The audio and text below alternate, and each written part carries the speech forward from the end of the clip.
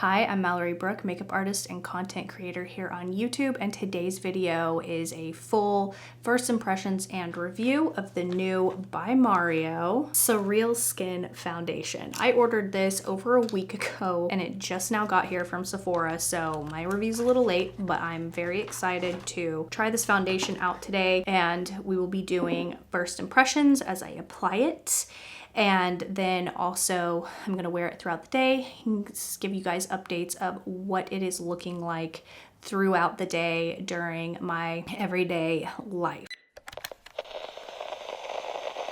I will be finishing out my work day as well as working out. I get a few comments asking me, why do I put makeup on to work out? And the thing is makeup and reviewing products is part of my job. The other part of my job and my everyday life is working out. Now, when I'm reviewing a coverage product, I'm reviewing it for everyone. You may not work out, or you may be somebody who likes to wear makeup to the gym because that's how you feel comfortable, or you're somebody who doesn't have time to take your makeup off before you go to the gym after work. So I just like to see a product in all types of situations and see if it's going to work with my lifestyle or another person's potential lifestyle. So that's why I put it through a full day's wear test, including my workouts. First of all, the packaging is it's fine. It's a glass bottle with a white top. You get the by Mario. To me, it looks a little drugstore-y. That's fine. Well, it's not fine because it is $42 for 1 ounce. And I understand that Mario's branding is like the white palettes and things. And white is fine. It's clean if you keep it wiped down. It's sleek, yada, yada, yada. But the thing is, it does get dirty and it does look a little like drugstore. Like Maybelline has white tops and things on their foundations. So that's just what it kind of reminds me of, which is kind of a bummer when you're paying for higher end, products. If packaging doesn't bother you, we can move on from that, but I just like to point out the things that kind of are like, oh, I enjoy packaging and the way products feel and look and the weight of them. So to me, this looks a little drugstore-y for $42. You get 1 ounce. The coverage is a medium. It has a natural finish, and this foundation comes in 30 shades, so quite a large variety of shades. It's supposed to be a breathable, luminous foundation. It contains grapeseed oil and vegetable squalane, and it's supposed to be moisturizing. It's supposed to feel nice on the skin and kind of reveal skin's natural beauty. I have the shade 2 in, just kind of some guesswork looking online. So I noticed this as I was fidgeting with this foundation bottle. There's like a lock mechanism on the top of it. So, oh, no, there's not. I just took the bump off is what I did. Okay, there's not a lock mechanism. You just open it. I was twisting the actual pump off. So again, to me, this is a little drugstore-y for my liking for the price. I also purchased the F4 cosmetic brush. I believe I paid $38 for this. I have dry, sensitive, breakout prone, red skin. If it gets irritated, I have an autoimmune disease, so I get autoimmune rashes throughout here. So it looks a little bit like a butterfly rash. Anyway, so I usually don't like foundation brushes. I like applying my foundations with a beauty sponge, but if a brand launches a brush with their foundation, I like to try it out and use it and review it. This is a duo-ended brush. Okay, so the price is $30. Cruelty-free, dual-ended. Yeah, it doesn't really say. The large end of this brush features a uniquely sloped shape. It's slanted, hugs the curves of the face for an effortless application. Compact brush end also offers more controlled application, easily build and layer the foundation. All right, I'm going to me, I don't know, it doesn't feel like the best brush I've ever felt. It's not heavy in the hand or anything, which is fine. It might be great. I'm going to apply this foundation on one side of my face with the brush and one side of my face with my beauty sponge, my preferred way of application. Let's get going. I'm gonna apply this to the back of my hand. Now, I did see online, I have not watched any reviews, but I did see online that this foundation has shimmer in it or something. We'll see. So I'm just gonna start applying. Okay, so interesting. I don't hate this brush.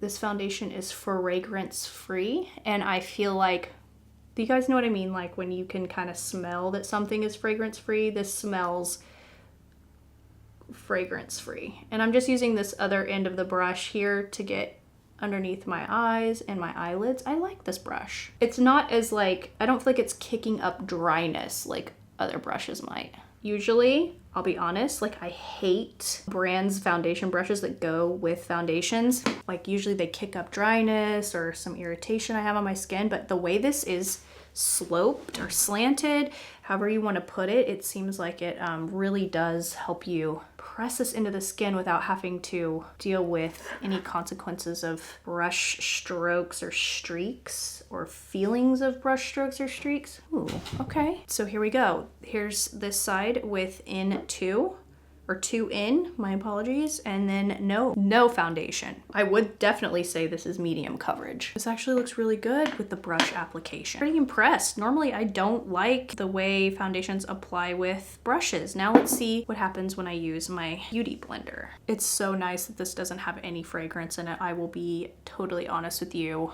Like I love the YSL All Hours foundation. The only complaint I have is that it has fragrance. Okay, immediately I'm noticing, which is pretty normal. I can get more coverage with the brush. I like this brush. I thought I would return it. I thought I wouldn't like it. The last time I purchased a brush to review a foundation with, it was the Hourglass Soft Ambient, and I really wasn't happy with it.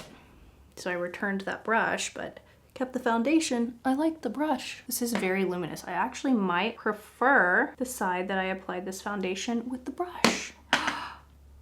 Weird. That's weird for me. I like the coverage. I like the finish. It's very, very glowy. Now we'll see which side wears differently. Now I don't apply any primers. I forgot to say this. I don't prime my skin. I only prep with skincare. You're paying this much for foundation. I feel like the foundation itself should perform well enough without a primer, unless you need a primer for corrective reasons like redness or dark spots or things like that, or just extremely dry skin that day or extremely oily skin that day. If you have to add a primer to this, it's gonna end up being a $70 to $100 foundation. So primers really, they have a purpose, but not for every single time you apply, especially a higher end foundation. Dryness on my forehead, if you can see that. But other than that, this looks really good. And right now my skin is extremely dry. The weather is just like going nuts a little bit. So to like cold, hot, but right through here looks a little dry. Other than that, I'm really liking the finish of this foundation. It's very, very glowy. And as someone with dry skin, that's a big perk for me. All right, I finished applying the rest of my makeup, and I have to say, I feel like there is quite a difference in the finish of this foundation applied with the brush versus the Beauty Blender side. I feel like the brush has allowed the foundation to stay a little more luminous. The only place I have highlighter is on the tops of my cheeks, but through here, I feel like my skin looks a lot more luminous than over here, which is very interesting to me. So the brush really, I didn't go back and press the foundation into my skin or anything. I think the brush is definitely a winner with this foundation. Now I don't hate this side of my face. If I were to have just applied this foundation with a Beauty Blender, that was the only thing that I saw, I'd be like, okay, this foundation's a pretty good foundation for dry skin and things. But the brush really leveled it up, which kind of is a bummer because the foundation itself is $42 and then the brush is $30, so it makes it a $72 coverage product in all if you prefer the brush side to the Beauty Blender side. I do have a couple of complaints, but before I start complaining, I want to say that I really like the finish, the formulation, how it feels on my skin. It didn't oxidize at all. Overall, this foundation really is a beautiful foundation. So the only complaints that I have are with technically my own skin type. I have larger pores around my nose and just some texture concerns, and I don't feel like this foundation shies away from showing any of that. Like I have a lot of dry and uneven texture here, and then honestly just some texture through my cheeks I feel like it almost picked up on. Now again, I did not prime my skin and I did not set this foundation with powder. I only set my under eyes where I applied concealer. So this, what you're seeing on my face apart from the blush and highlight, is the foundation itself. If you can see, okay, get away from the highlight, you can kind of really see the texture on this side. It's more mattified. The foundation itself, get that fuzz off. The foundation itself is a little more mattified on the Beauty Blender side than it is on the brush side. But if you can see, this is the textured area that's like concerning to me. That is a normal skin concern of mine. It didn't blur it, it didn't take away from it. I feel like maybe enhanced it a little bit because of the shimmer that's in the foundation, apparently.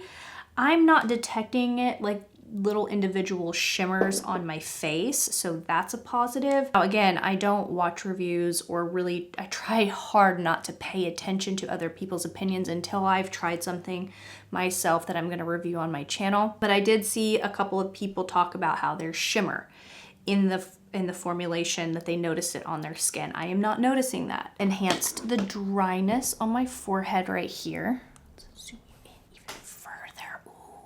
So I have a little bit of patchiness, flakiness right in between my eyebrows that I'm not loving.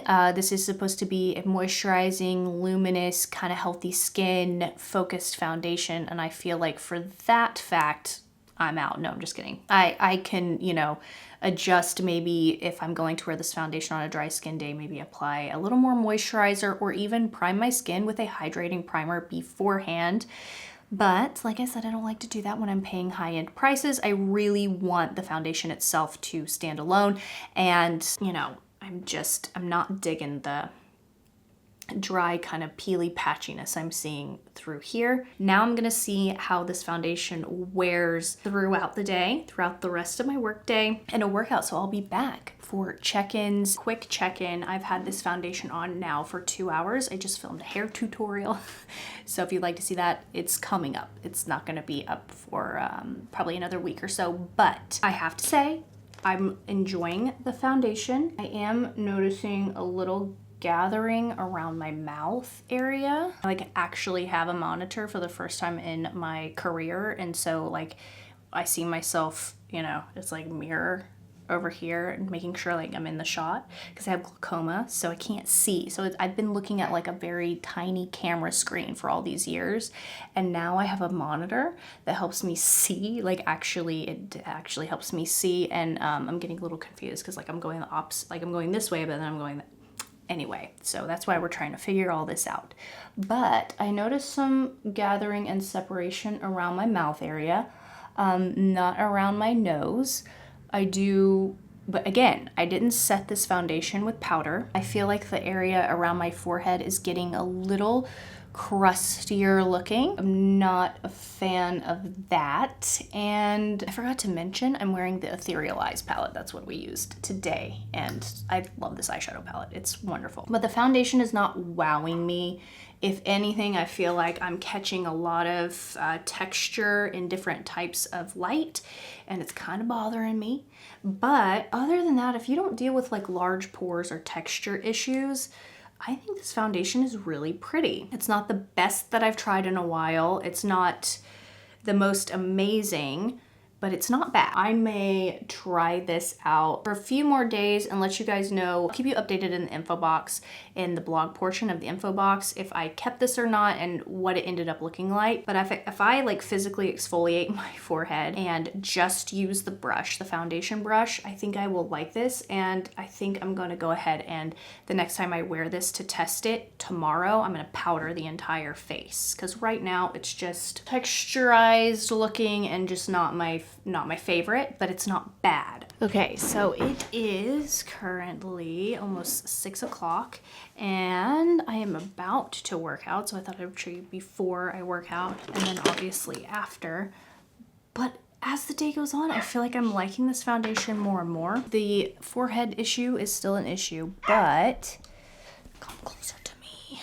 It's, I feel like it's just not as bad. So tomorrow I'm gonna apply this foundation, I'm gonna powder it, and then I'm also gonna use a setting spray, an extra moisturizing spray, and see how it does. I really wanna give it its best shot, knowing my own skin. I just like to, when I do these first impressions, really, I don't wanna pamper the foundation, I wanna see how it performs. Now that I see how it performs, it's really great, but there are some things that my skin, definitely I need to pamper my skin a little bit. So here's what we're looking at now.